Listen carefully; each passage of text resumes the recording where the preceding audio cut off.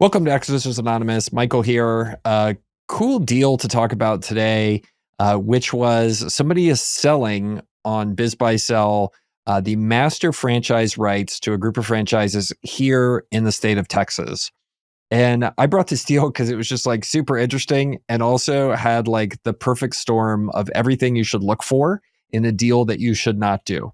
So we went through and talked about how franchising works, how the ecosystem of franchising works, and then dug through this deal and like blew it to shreds. So I think it was good radio. Hopefully you guys enjoy the show as much as we enjoyed making it. Here's the episode. This episode of Acquisitions Anonymous is sponsored by Acquisition Lab. Acquisition Lab and their team, they've been longtime supporters of the pod, and they provide a really great service for people who are looking to acquire a business. So it's created by Walker Diebel, who's become a friend, the author of Buy Then Build, How to Outsmart the Startup Game. So Acquisition Lab's an accelerator with a highly vetted, cohort-based educational and support community for people who are serious about buying a business. So a lot of our listeners like you tune in every week to our deal reviews. You want to get in on buying a business. You're on this podcast because you're trying to learn how to buy a business. But if you're not quite sure where to start, Acquisition Lab is a great place to start. So they exist to help people buy a business and to navigate all those complexities of the process, everything you hear us talking about on the show.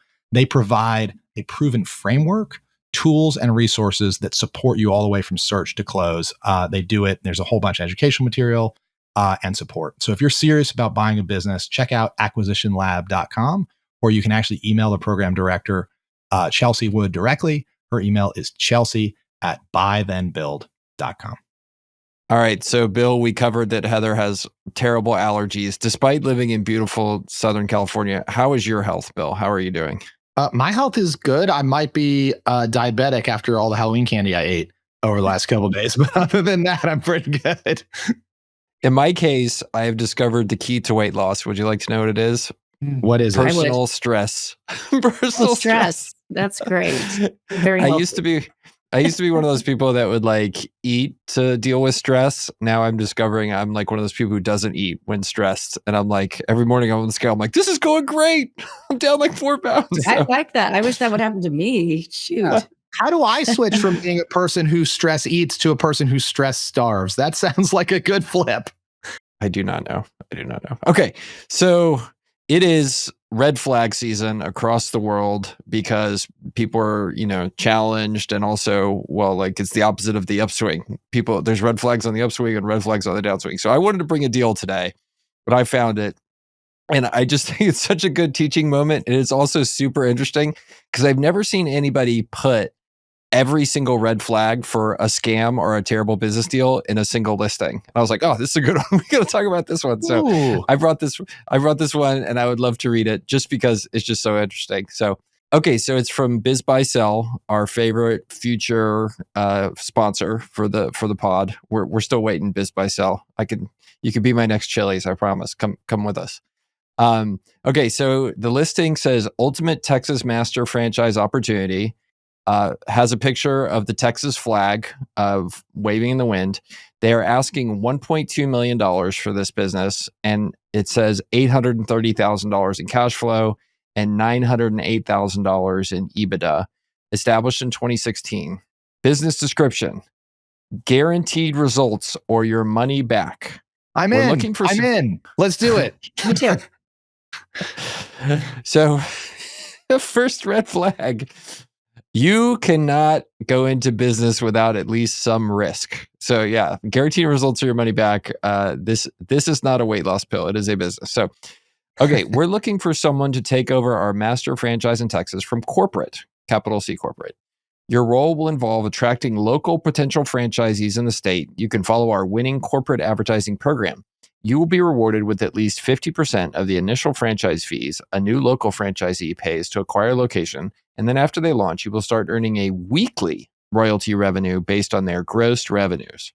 You may also offer value-add services to your local franchisees you bring on, such as insurance products, microfinancing, etc. While this is optional, it can drive more revenue for you and more value for the local franchisee. Texas is one of the lowest hanging fruit franchising in the U.S. Total opportunity in Texas is 90 plus local franchisees that can be sold. If interested, please contact me as the opportunity will not be around for too long. Thank you. P.S. We guarantee your results or your buy-in is paid back. Location, Harris County, Texas. No facilities or officer employees are required. You'll be provided with both digital and physical marketing assets to assist with attracting and closing franchisees. Our dedicated marketing and design team can help facilitate any need, whether for an online listing or a conference event, parentheses, home-based. This is an exclusive territory, meaning no other person will have the rights to offer these franchise brands in the state of Texas and a market potential of over 90 franchisees. You can sell other stuff. And they give you remote training and ongoing support as long as your business is active, and corporate to invest funds to mass market advertising and hire additional res. I don't know what that means. And the business is almost made it with no typos. We were so close. Heather, we just made Heather's allergies twice as bad. Right. So. I cried. So it's now 50% crying from the allergies, 50% crying from this listing. That's right. Okay. So what do you guys think? So should we start with what the heck is a master franchisee? Yes, because I don't know. Heather is confident enough to admit that she's never heard of the idea of master franchise before. I have only heard of it because we sold a couple when I was in investment banking. So what it is in franchising, there's typically a franchisor. So think Dunkin' Donuts, right? And then there are franchisees, think, Girdley's Donuts LLC, that opens up franchised Dunkin' Donuts locations. That's kind of the typical franchisor-franchisee relationship most people are familiar with. Some franchises have a middleman in there called the master franchisee. And the master franchisee gets a territory from the franchisor in cases where the franchisor basically doesn't want to deal with all the Girdley's Donuts LLCs of the world. They kind of carve up the world to 5 or 6 or 10 or 50 master franchisees and say, you've got the state of Texas. You're responsible for selling Dunkin' Donuts franchises in the state of Texas, and you get a cut of all of the franchise fees for the franchises you sell, plus a fraction of all the royalties that they pay back to Dunkin' Donuts corporate. So it is literally a pyramid scheme. It is the franchise equivalent of a pyramid scheme. You are between the franchisor and the individual location franchisees, and you're kind of trying to make sure they succeed, et cetera. So that's what a master franchisee is. Okay. Make sense? That's interesting. Yes, it does. But it's like a salesperson, at least in this role, it's like you're a salesperson for this brand, whatever it is, to try to help them sell some territories in Texas. Correct. Where it sounds like they don't have anything yet. Yeah, and very often what brands will do is, like, let's say they're not in a state at all, like Texas, they go, oh, geez, like, we're going to sell 90 of these franchises in Texas. Like, how many leads we got to deal with, like, pound the pavement, qualify all these people, et cetera. They'll usually take like a greenfield area and sell somebody the master franchise rights for the area and say, go wild. It's very often how these come to be. So 2 more data points to add to what Bill's talking about. There are commonly, like what you do for SBA loans, Heather. And I hope this isn't turning into like the most mansplaining podcast in history. So if we go there, you just told me to shut up. I'm on a no mansplaining. I didn't know. I was honest. I didn't know what this meant, so it's okay. Okay, let's just pretend. When I say Heather, I mean audience. So I'm on a no mansplaining diet. So anyway, okay. So audience. To add to what Bill said, in the franchise world, there are also these people that do what Heather does for SBA loans, but they are brokers for reselling franchises. So like whenever you get somebody on LinkedIn being like, have you considered franchising as a path to your personal wealth? Like those are typically people that are acting as brokers for those franchises. So you see those people, but sometimes it gets structured that way where they're just like independent agents and selling and getting commission and being brokers. But then other times there's this master franchise thing. The other data point to know is like if you look at the franchise systems that have proven to kind of be the crappiest for the franchisees and take advantage of people, like Curves is a great example, Subway is another one.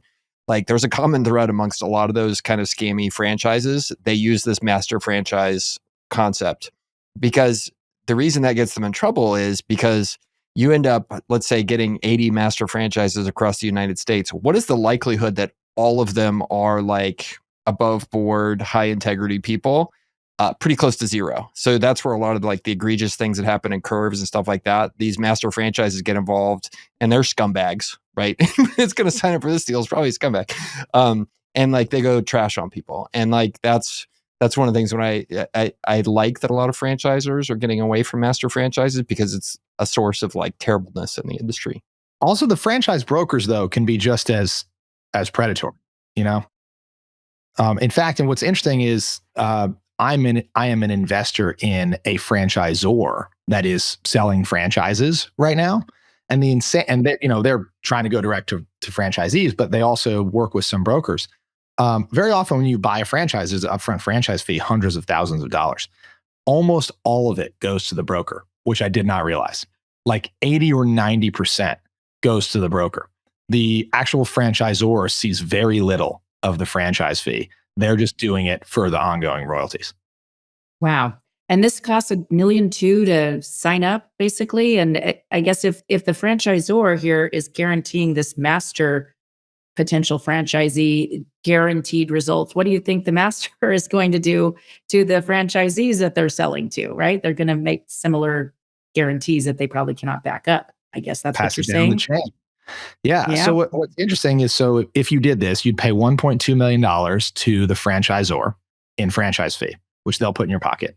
You are then entitled, it says you'll be rewarded with at least 50% of the franchise fees of your local franchisees. So you get half. So the question is, how many, like let's say the local franchise fee is $100,000, right? You've got to set that you get $50,000 each. So you've got to sell, what is that, 24 of them to get your initial investment back. But then, of course, you have the ongoing cash flows and everything. So you don't have to make it all back with franchises. At the same time, they think there's 90 franchisees in the state of Texas. So if you were to fully saturate your market, I'm sure it would be easy to focus on it and go, well, geez, that would be $5 million just in franchise fees. But you got to realize, of those 90, like 60 of them are in locations that do not need a Curves Fitness or whatever this is, right? Where you won't be able to sell a franchise, or won't go well, or whatever. So I think you'd have to be really realistic about what is the actual demand in the market for not people buying these franchises from me, but actually this business existing, these multi-unit locations actually existing in what geographies. Do I actually think people are going to want these things and make money or not? Of course, it depends a lot on what the heck this franchise actually is. Okay. Well, I think I have the answer to that, Bill, because I went full Sherlock Girdley. It was not as hard as you think. So here on the listing, they have this lady's name, Shamaraya Nufaro. Hopefully I did not. Was that good? Bad? I don't know. How would you rate that, Heather? Was it like I saw a 5 you out of 10? copy paste it. That was smart. Yeah, I did not type it out. Anyway, you Google her, and you get the following. So I think she is the only person that is named that, and she appears to be a realtor. But then her day job, also day job, is doing this, representing this thing called Cheese Brands. Franchise. Yeah. I'm pronouncing it cheese. You cannot stop me. It is cheesy, maybe. So they have 3 brands. One is, so she's project manager and HR there, but they have 3 brands here that I scrolled down. Oh, here, let me find it. It's a good looking website. By the way, her husband is the founder of this. So that's how she's tied in. Yeah. So they have a junk removal brand, which is like 1-800-GOT-JUNK, which that space, I have a buddy that bought one of those franchises here locally, and he seems to call me on the regular, asking if I have any junk.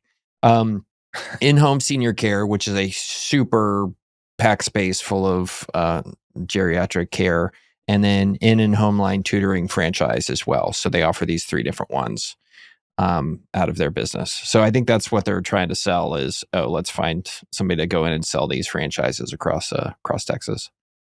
All right, taking a quick pause here. I have something to tell you. This is Michael.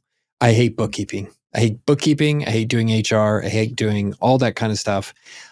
But for bookkeeping, I have found a solution. It is my friend Charlie's business called cloudbookkeeping.com. So that's cloudbookkeeping.com.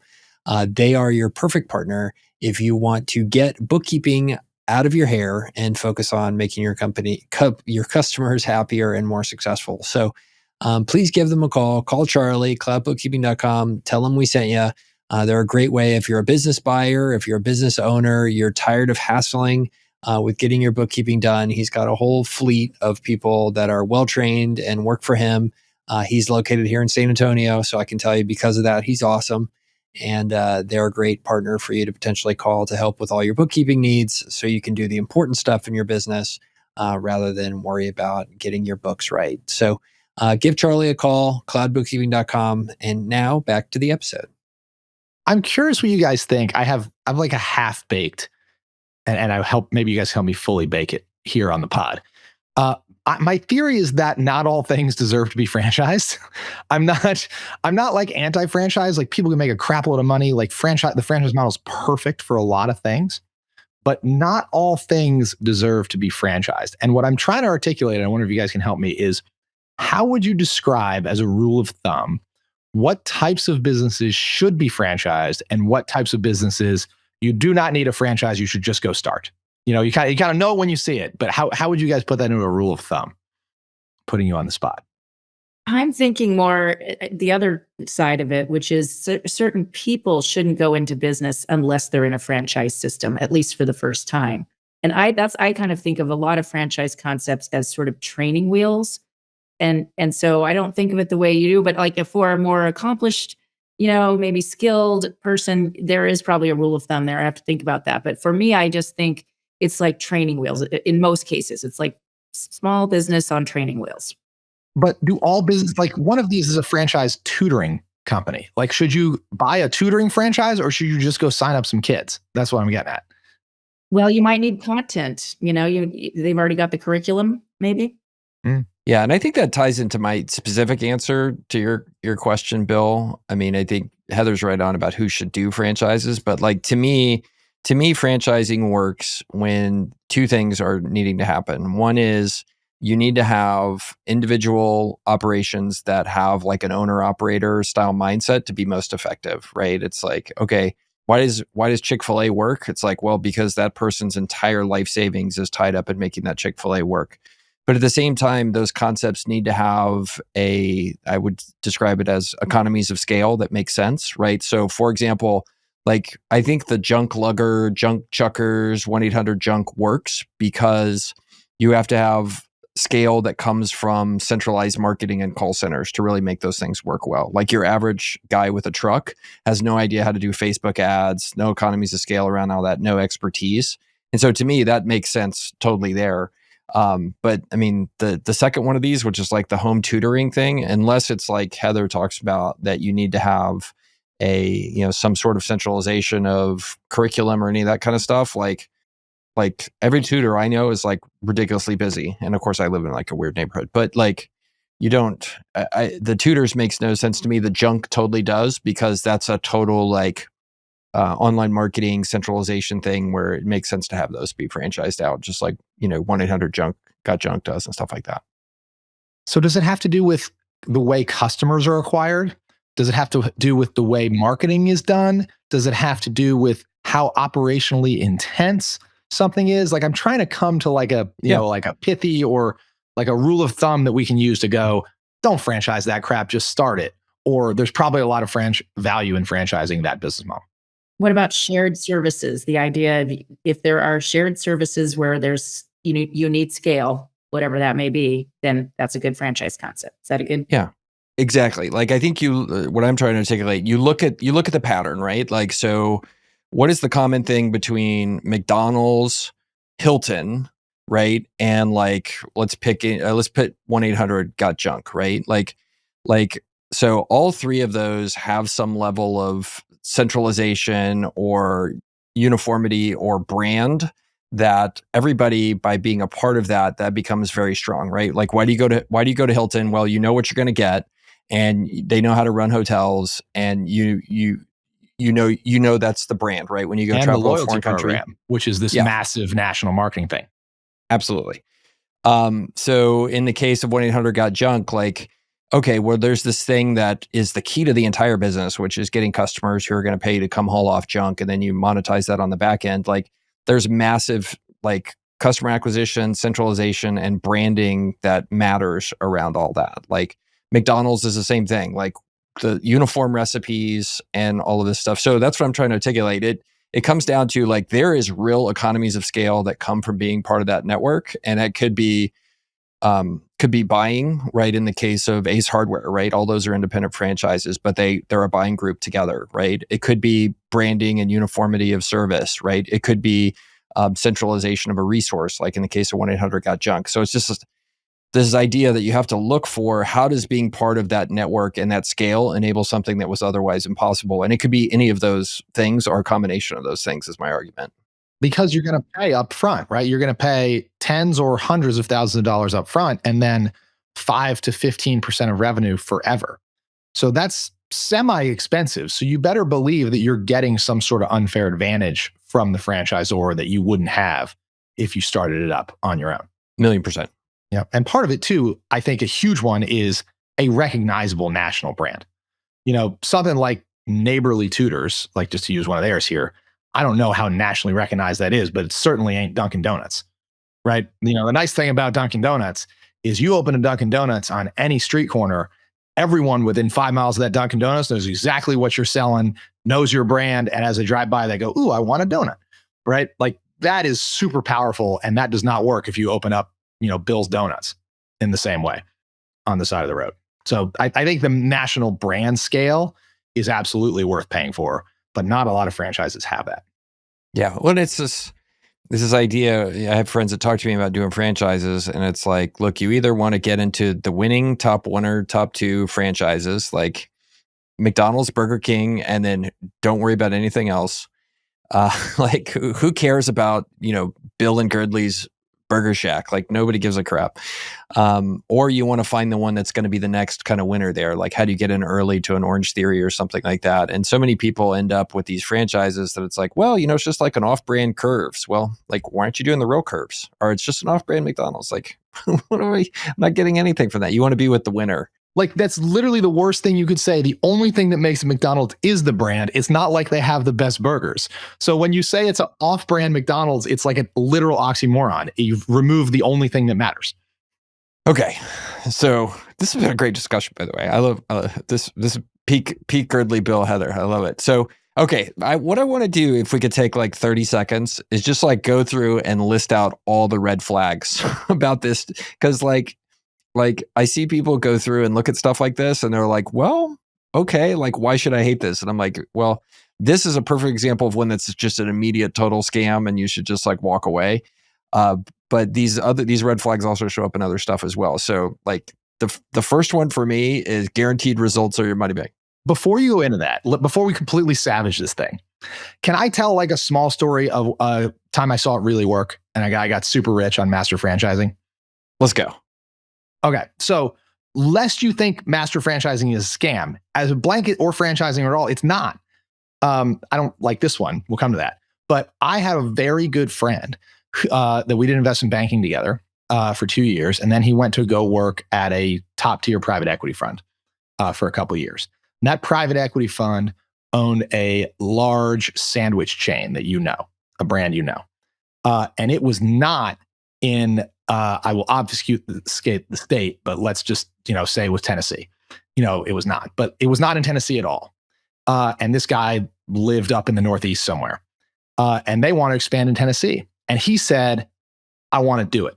I want to be he goes, fancy suit. He goes, I want to go slice tomatoes in Tennessee and be the master franchise in the state of Tennessee. He quits his fancy private equity job. He moves down to rural nowhere, Tennessee, opens up the first one, cuts his teeth slicing tomatoes at 5 a.m. The first one works. And then he starts selling franchises to other people, plus opening his own.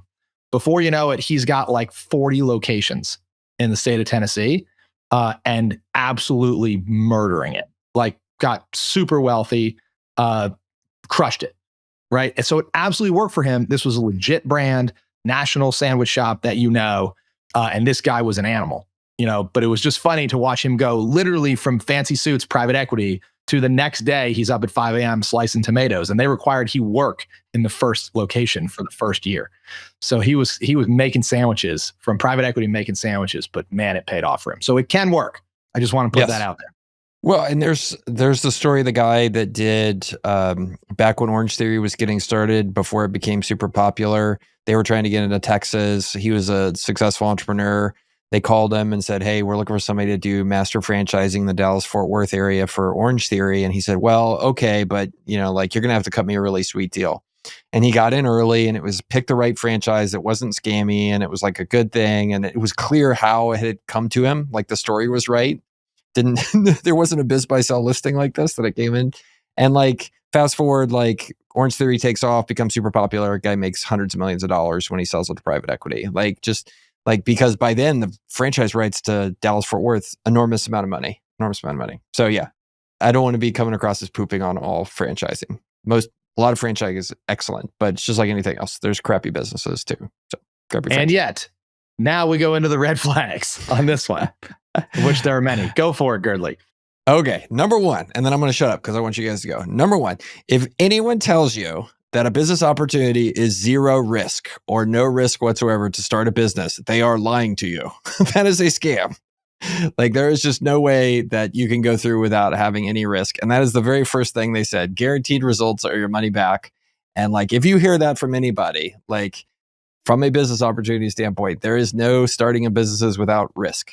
It is either not a business or it is a scam. Those are your options. So that's the first thing when I see that, I'm like, run the other way. Agree. And by the way, this is like such a great rule of thumb. This is like work from home on your couch and make $1,000 a week. This is start an Amazon e-commerce business. Everybody's doing it. There's no risk. You're going to crush it. Like anybody that says business opportunities have no or almost no risk, they're starting their entire relationship off with you on a lie. And you should wonder what other things they're telling you that are also lies. Because starting a business is one of the riskiest things you can do. What's next? I like all the value add services. You're selling these franchise concepts, but you can actually sell insurance and microfinancing, and you can just become this conglomerate and make all this other money. Come on. That has nothing to do with the franchise concepts that you're selling. Yeah, but wait, there's more. Well, you shouldn't have to do those things, right? Like also those should be, if those were really value add to the franchisees, the franchisor should already be doing them. Right. And also like you don't have the infrastructure to sell insurance products to 90 tutoring franchises in Texas. Like that's a whole different business. They're just sprinkling other get rich quick things that you won't actually do because they'll turn out to be way harder in practice than they are in theory to bait you into this opportunity. Yeah. And I think when you go to ask for your money back, they're going to say, you didn't do this and you didn't do that, so we're not giving you the money back. That's what they're going to do. Yes, it's always guaranteed money back, as long as it wasn't your fault. And fine print says everything's your fault. Definitely your fault. Yeah. Yeah. The next thing that is total like red flag, if interested, please contact me. The opportunity will not be around for too long. Okay, I'm creating scarcity. Like the language here is just stuff where you see language like this and it's like, oh, like I'm getting bamboozled here quickly. Yep. If you scroll down, Girdley, keep going because there's a couple further down the page.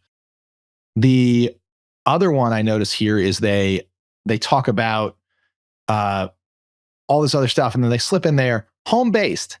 Anytime someone is pitching you like a business and the major value is home-based, like that's not the reason to do a business, right? Like if your primary criteria for doing a business is that is home-based, like you probably got your priorities a little bit upside down, I think. And so when they start saying that, I think they're going after the wrong type of people also, because it generally, I think, is a tell that the right type of people aren't taking the bait. Well, and potentially they're trying to target vulnerable people, right? Like if you're home-based, potentially like you're stuck at home with kids, or you're taking care of you're a caregiver for an older person. Like you start to find the reason I hate that, and I think you do too, Bill. Well, I hear you agreeing with it, Heather. Like if you see an advertisement that's clearly targeting the vulnerable or the ignorant, like that's also like that's a scam. So yeah. Well, yeah, I mean, if you don't want to be vulnerable or ignorant, don't go for that, right? If they're targeting a group that you don't want to be part of, don't go for that offer. Okay. Well, anyway, I thought this was fun because Biz Buy Sell is just full of crap like this. So, but hopefully they advertise with us because then, anyway. But it's also full of not crap sometimes. The diamonds in their Yeah. There's some good stuff in there. Yeah. I mean, I think to build to your point, there's a time to do a master franchise opportunity, but the story does not smell like this one. Like it sounds like it's a distressed takeover our master franchise in Texas from corporate. Somebody probably already tried at this and failed. They're targeting somebody vulnerable. They're guaranteeing money back. They're listing these numbers that just seem over the top. They're giving us no specifics about the business. Like everything about this is just click next on your browser and don't get involved with these people. Just smells terrible. Yeah. I mean, I think, Girdley, both stories that you had and I had about people who had really crushed it with master franchising, the opportunity came to them sort of, I don't want to say by accident, but like through a connection, or they were in the right place at the right time, or it wasn't publicly shopped, or whatever it might have been. It was a special situation. And in general, in deal making, if you are experiencing a special situation, those tend to be lucrative. Yeah, for sure. Okay, cool. Anything else about this one? Otherwise, I think we can wrap up and move on to savaging the next deal that I find. All right. Moving on then. Thanks for joining us this week on Franchising's Anonymous, and we will see you guys next time.